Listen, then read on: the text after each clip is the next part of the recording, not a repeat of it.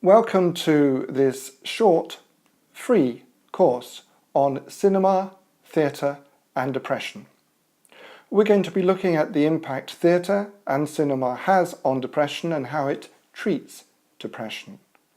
We're also going to have a special section on a crowdfunding campaign for a movie that has been planned that deals with depression. It's called... I'll tell you about it later. But we've also got an interview with the producer as well, which I hope you will find interesting.